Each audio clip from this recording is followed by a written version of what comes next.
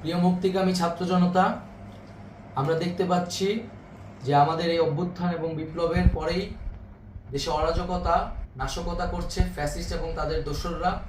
আমরা দেখতে পাচ্ছি যে বিভিন্ন জায়গায় এখন গোলাগুলি চলছে, মন্দিরে হামলা হচ্ছে এবং নাশকতা ও লুটপাট করছে।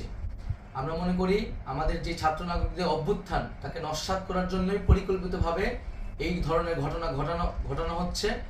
আমরা মুক্তিকামী ছাত্র জনতাকে সজাগ এবং সতর্ক থাকতে আহ্বান জানাচ্ছি এবং আমাদের যে অন্তর্বর্তীকালীন সরকার, আমরা সেই সরকারের যে প্রস্তাবনা 24 ঘন্টার সময় নিয়েছিলাম, জরুরি পরিস্থিতি মোতাবেক আমরা এখনই তার একটি রূপরেখা ঘোষণা করছি। আমরা সিদ্ধান্ত নিয়েছি যে সর্বজন গ্রহণযোগ্য আন্তর্জাতিক খ্যাতিসম্পন্ন নোবেল পুরস্কার বিজয়ী ডক্টর মোহাম্মদ ইউনূসকে প্রধান উপদেষ্টা করে অন্তর্বর্তীকালীন সরকার গঠন করা হবে এবং ডক্টর মোহাম্মদ ইউনূসের সাথেও আমাদের কথা হয়েছে। তিনি ছাত্র জনতার আহ্বানে বাংলাদেশকে রক্ষা করতে এই গুরুদায়িত্ব নিতে সম্মত হয়েছে। আমরা সকালের মধ্যেই আমরা এই সরকার গঠনের প্রক্রিয়া দেখতে চাই।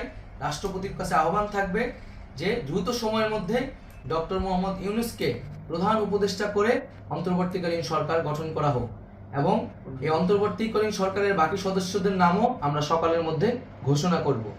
প্রিয় বন্ধুগণ, দেশে যে অরাজকতা চলছে, মানুষের জীবনের নিরাপত্তাহীনতা চলছে, সেজন্য আমরা রাষ্ট্রপতির কাছে আহ্বান জানাচ্ছি দেশে আইন শৃঙ্খলা পরিবেশ ফিরিয়ে আনার জন্য দ্রুত সময়ের মধ্যে কার্যকর ব্যবস্থা নিতে হবে এবং আইন শৃঙ্খলা বাহিনীকে সহযোগিতা করার জন্য মুক্তিকামী ছাত্র জনতাও রাজপথে থাকবে এবং অন্তর্বর্তীকালীন সরকার গঠন না হওয়া পর্যন্ত মুক্তিকামী ছাত্র জনতাকে রাজপথে থেকে তাদের যে অভ্যুত্থান, সেই অভ্যুত্থানকে রক্ষা করতে হবে।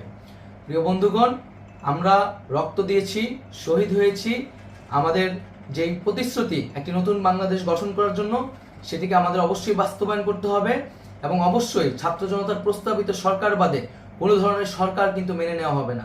আমরা বলেছি কোনো ধরনের সেনাশাসিত সরকার অথবা সেনা সমর্থিত সরকার অথবা এই ফ্যাসিস্টদের দোসরদের কোনো বি টিম সরকার কিন্তু আমরা মেনে নেব না। কোনো গণবিরোধী সরকারকে মেনে নেওয়া হবে না।